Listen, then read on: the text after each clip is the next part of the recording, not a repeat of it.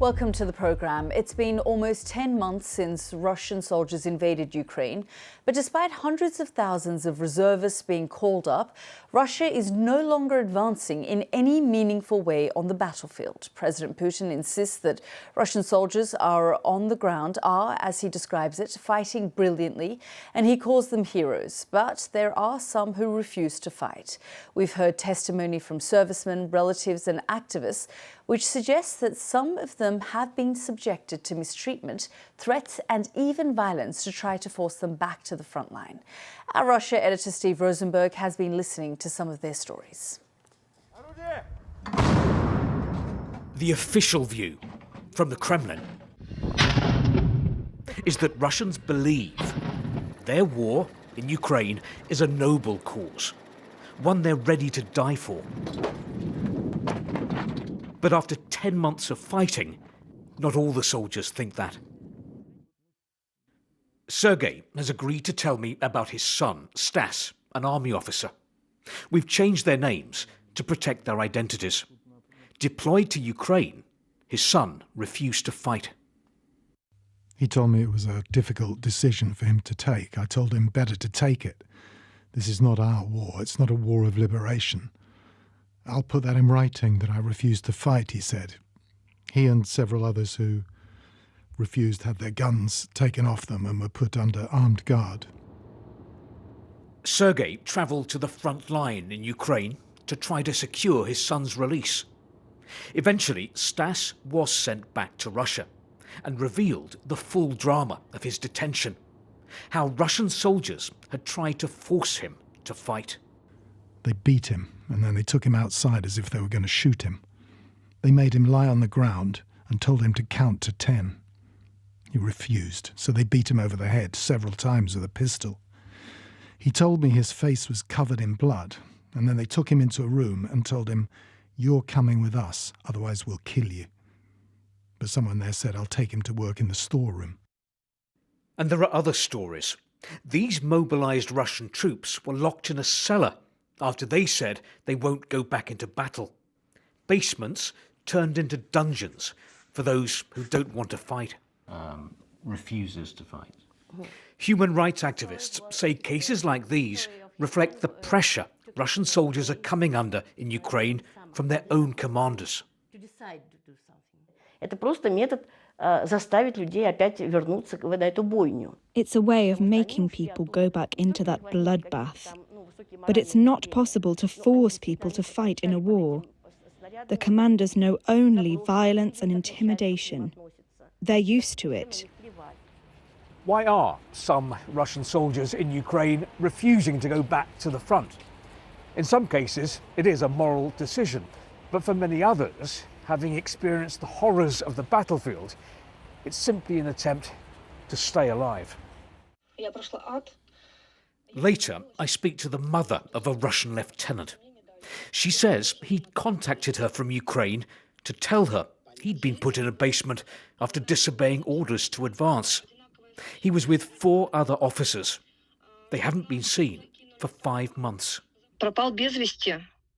I was later told that the building they were in was shelled and that all 5 men were missing. They said no remains were found. It doesn't make sense. It's absurd. The way my son was treated wasn't only illegal, it was inhuman. Russia has inflicted enormous suffering on its neighbour. It's threatening its own people, too. My son told me, "I never thought my own country would treat me this way. People here don't understand how much danger we're in. Not from the opposing side, but from our side." For this war, the Kremlin is demanding total support. And Steve joins us live now from Moscow. And Steve, I'm just reading your online piece where you give more details of what the families, the parents of these soldiers are saying. You said that one father said that Russian soldiers had been given no cover. There was no intelligence gathering, no preparation. They'd been ordered to advance, but no one knew what lay ahead. Yeah, absolutely. As I said in the report, for some, refusing to fight may be a moral decision, but for many others, there are different reasons. And in the two cases we talked about it in the report, yes, in the first case, the army officer was shocked by not receiving any cover, any lack of intelligence gathering before being sent into battle. In the second case, the army lieutenant had told his mother that he'd refused to fight because leading his men would be leading them to a certain death, advancing further on the battlefield. So I think the conditions on the ground, the realities on the ground, are causing these soldiers to refuse to fight. And Steve, is there any kind of support being offered to them when they do return? Well, not that we know of at the moment. I should say it's very difficult to collect this kind of testimony, to find out what happened to people and what's happening to them now. I mean, the BBC Moscow producer Will Vernon spent weeks messaging some of the relatives, servicemen, in some cases months, to hear their stories. And many were too frightened, understandably, to speak. Others decided that they wanted to get their stories across.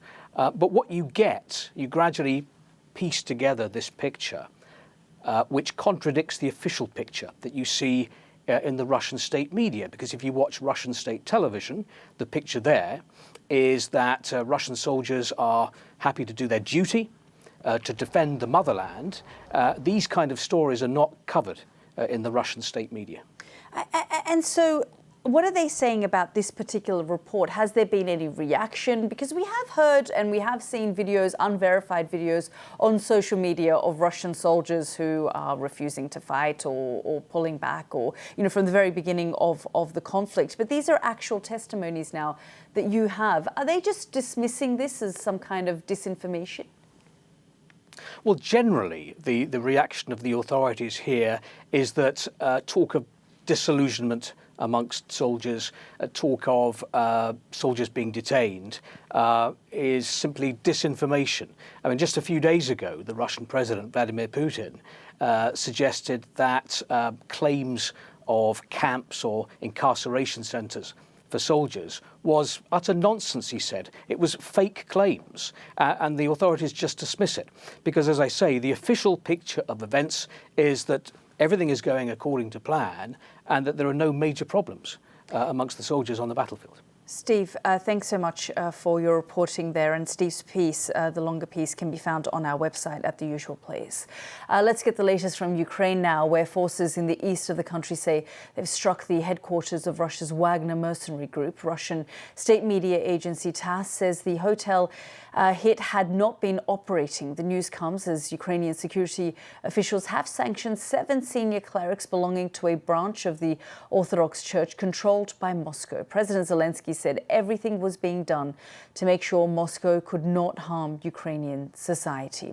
Well, let's go straight to our Hugo Bachega, who joins us from Kiev. And Hugo, let's first talk about this Wagner mercenary group. We know they've been operating in Ukraine, all over Ukraine from the very beginning of this conflict. And we hear that one of their headquarters has been struck. Yeah, so Yelda, we had 2 major strikes by the Ukrainian military over the weekend. First in Luhansk, where the governor there, the Ukrainian governor, said a hotel that was being used as a major base for mercenaries was targeted. He talked about major losses there. We haven't been able to independently confirm this information, but we do know that members of the Wagner group have been operating in the east of the country. And obviously they've been accused of war crimes, crimes against humanity. They've been in some other conflict zones such as Syria, Mali, and the Central African Republic. So this is what happened in Luhansk in the east. There was a second strike in the south of the country, in the city of Melitopol. And again, the speculation was that another base, another facility that was being used by this group was targeted. We heard from the exile mayor of Melitopol, who said he couldn't confirm this information, but he said it was a possibility instability. And again, he talked about dozens of people who were killed. We've seen video of the site after that attack. So two major strikes potentially targeting this group that has been operating here in Ukraine. Yeah, we were just showing our viewers some of those images that you were just talking about. Tell us also about this other piece of news that's come out about 7 senior clerics belonging to a branch of the Orthodox Church viewed as sympathetic to Moscow being sanctioned. Yeah, so this is the latest development in this investigation by the security services here targeting the Ukrainian Orthodox Church. Now, this is a church that cut off its ties with the Russian Orthodox Church after the start of the war. The Russian Orthodox Church has been supporting Russia's invasion of Ukraine. Now, the accusation here is that some key members of the church have been carrying out what the authorities have described anti-Ukrainian activities. So in the last few weeks, we've seen some raids in churches and monasteries. So now the authorities said 7 senior clerics have been targeted. Their assets have been seized. There's a travel ban that's been imposed. And interestingly, President Zelensky last night said that everything was being done to make sure Moscow could not harm Ukrainian society. So these investigations continue. The accusation here is that top members of this church are carrying out what the authorities have been describing as pro-Russia activities. Hugo, thank you so much for that update there.